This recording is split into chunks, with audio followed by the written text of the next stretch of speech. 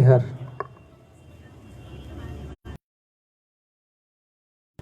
आज आप जितने लोग भी बैठे हुए हैं, जो भी घटना घटी है उसके बाद भी आप लोग यहाँ हैं, बाकी सभी शायद उलझनों में फंसे हुए हैं। मैं भी पूछ ही रहा था आपसे कि क्या विषय कैसे हुआ, मुझे समझ में आया। अभी आप लोग ऐसा भी पता चला कि आप लोग को वापस अभी जाना पड़ेगा सबके सबको वहीं पे। तो मैं चाहूँगा कि जल्दी से भोजन हो आप लोग का और फिर आप लोग जाएं, बाकी जो लोग आ सकते होंगे फिर वो आएंगे।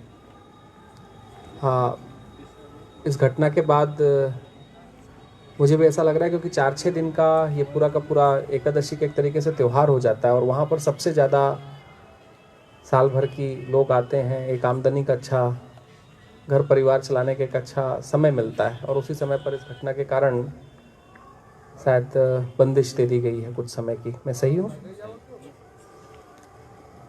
एक दुखद घटना है। मैं केवल इतना कह सकता हूँ कि आप सबके साथ आज विषय इसलिए रखा था क्योंकि मेरा मन था कि मुझे लगता है कि ओंकार क्षेत्र में जब सभी लोग आते हैं, जितने भी लोग यहाँ से परिक्रमा करने के लिए परिक्रमा जब उठाते हैं या केवल भगवान के दर्शन करने आते हैं, जो सेवा का एक क्षेत्र जो आप लोग का है वह अछूता रह जाता है। हमारे जैसे बहुत सारे लोग उस सेवा के क्षेत्र को देख नहीं पाते। जो आपकी सेवाएं चल रही हैं उसको हम देख नहीं पाते हैं, या देखते भी हैं तो हमें लगता है कि ध्यान हमारा अच्छी तरीके से वहाँ पहुँचता नहीं है कि आप लोग सेवा कर क्या रहे हैं। मेरा जरूर मन था कि मैं जब परिक्रमा आरंभ करूं, जब परिक्रमा उठाऊं, तो एक बात जरूर हो कि आप सभी लोगों के बीच में जो नावों से आज तक पूरे यात्रियों को मैया की सेवा कराते रहे हैं, कहीं जलधारा के बीच में ले जाते रहे हैं, कहीं उनकी पूजा पाठ कराते रहे हैं। कई जगहों पे तो ऐसा होता है कि मैया की धारा अगर थोड़ी सी किसी वजह से कम है तो आप लोग बिल्कुल मध्य में लेकर जाते हैं और वहाँ पर भी पूजा कराते हैं। मेरा मन जरूर था कि एक दिन ऐसा हो जब आप सबके साथ बैठकर हम सब भोजन कर सकें, और साथ ही साथ में परिक्रमा उठाने के पहले इसी क्षेत्र में और जो बाकी लोग कभी परिक्रमा उठाएं उनको ये पता हो कि आपका योगदान इस पूरी परिक्रमा में, साथ ही साथ मैया की सेवा में कितना बड़ा है। क्योंकि मुझे लगता है कि हम सब उसको दृष्टि नहीं दे पाए, और दृष्टि केवल मैया की परिक्रमा के समय की नहीं है। एक बड़ा अच्छा संवाद है राम जी का केवट जी के साथ मानस में। अगर आप लोगों ने मानस कभी देखी होगी तो वहाँ एक संवाद चलता है, केवट संवाद। उस संवाद के बगैर मानस पूर्ण नहीं होती। सबसे महत्वपूर्ण संवाद कहा जाता है राम जी का केवट जी के संवाद। और घटना इतनी अच्छी है, और मैं इस विषय को जरूर लगाऊं, इतना आप जरूर जानिएगा कि राम जी भी, भगवान राम जी भी केवट के द्वारा दी गई सेवा का, जो सेवा केवट ने दी थी, जब उन्हें पार लगाया था, तो जब राम जी ने उनको उस सेवा का मूल्य देना चाहा था तो मूल्य नहीं दे पाए थे। केवट ने उनके मूल्य देने से मना कर दिया था। हमारे यहाँ जो समाज में जो केवटों की परंपरा है, इसलिए रामचरितमानस में उसको इतना बड़ा बताया गया, क्योंकि शायद ही कोई ऐसा व्यक्ति है जो कभी धर्म के क्षेत्र में जो आज तक केवट करते रहे हैं उनका कोई मूल्य चुका पाए। हम कोई मूल्य नहीं चुका सकते,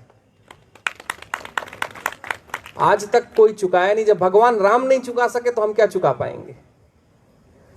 तो ये बड़ी घटना थी। आज की घटना जो भी, उसके कारण हम सब साथ नहीं है, लेकिन मेरी चर्चा रहेगी। 3 दिन और आपके साथ बैठूंगा, भोजन करूंगा।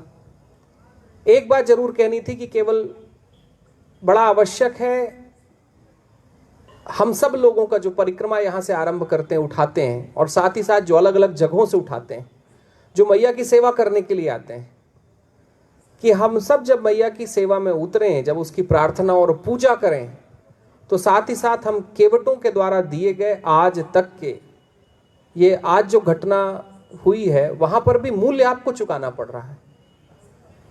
दुख तकलीफ घर को आपको होगी, शायद हम तो अनजाने में निकल जाएंगे, लेकिन अगले 7 दिनों तक जो आपकी दैवचर्या है, जिससे कहीं आपका घर परिवार चलता है, शायद उसमें एक बड़ी रुकावट आ गई। हम सब शायद कभी इसको देख नहीं पाते। मुझे लगा कि परिक्रमा उठाने के पहले मैं आपके योगदान के बारे में आपसे जरूर बात कर सकूं, और जो यहां पर उनको बता सकूं कि आपका मूल्य कितना बड़ा है। और ये मूल्य केवल मैया की परिक्रमा तक सीमित नहीं है, अगर केवट लोग नहीं होते, अगर नावें नहीं होती, तो भारत कभी व्यापार नहीं कर पाता। हम सब लोग जब बाहर निकलकर इस देश के पुरातन में जब लोग यहाँ से कहाँ कहाँ तक गए थे, तो वहाँ सबसे बड़ा योगदान केवटों का ही था। अगर वो नहीं होते तो हम नावें लेके कैसे पहुँच जाते।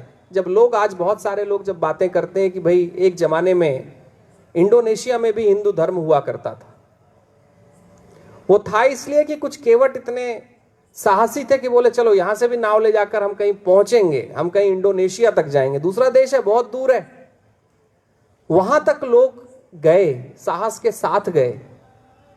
धन ही सब कुछ नहीं कराता है, आप कितना भी धन दे दीजिए, अगर साहस नहीं है तो वो काम नहीं हो सकता। तो भारत में केवल पवित्रता की परंपरा में आपका योगदान नहीं है, केवल वहीं तक योगदान नहीं है।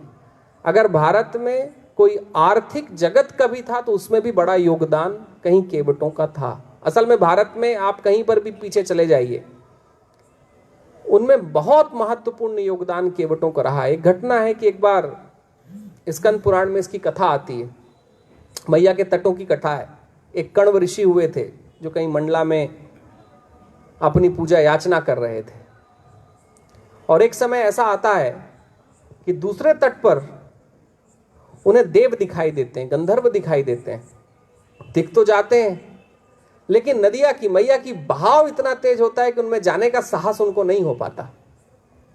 तो वहां से एक केवट जा रहा होता है, उस केवट को बुलाते हैं और वो कहते हैं कि क्या उस घाट तक मुझे ले जाओगे? मेरे पास देने के लिए कुछ भी नहीं है, लेकिन क्या घाट तक ले जाओगे? मुझे देव दिख रहे हैं। तो केवट अपनी नाव लेके आता है, वो डुंगी लेके आते हैं छोटी वाली, उससे नाव को पार कराते हैं। वहां कण्व ऋषि जाते हैं, दर्शन करते हैं देवों के, और उनको दिखाई देता है कि केवट वहीं पर खड़ा है। तो जाकर केवट से पूछते हैं भाई तुम क्यों खड़े हो, तुमको तो चले आना चाहिए था। बोले इस पार लेके आया हूं महाराज, उस पार आपको लेकर कौन जाएगा? बोले एक पार की यात्रा तो करा दी, दूसरे पार तक पहुंचाएगा कौन? तो कण्व ऋषि उनसे कहते हैं कि आपको आपके कर्तव्य का इतना बोध कैसे है? बोले भगवान, हम जब मैया की धारा में उतरते हैं तो मैया की धारा में एक ही चीज दिखाई देती है कि हम अपने कर्म को पूरी तरीके से पूर्णता के साथ करके आ जाएं। बोले आप वहां देवों के दर्शन कर रहे हैं या आप वहां सामान खरीद रहे हैं? हमारी ड्यूटी है, हमारा कर्तव्य है कि हम आपको एक घाट से दूसरे घाट तक छोड़ दें। मैं चाहूंगा कि आप सभी लोग चलिए भोजन में चलते हैं। आज लंबी बातें कुछ नहीं करूंगा, मुझे भी थोड़ा सा दुख है। कभी आप लोगों से वापस मिलना होगा जब मैं परिक्रमा, अभी 3-4 दिन यहीं हूँ। हो सकता है अगर आज ये सारी चीज़ें संयम में आए तो फिर भोज में और भी लोग पहुँचें।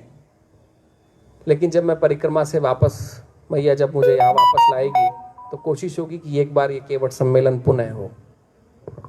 नर्मदे हर।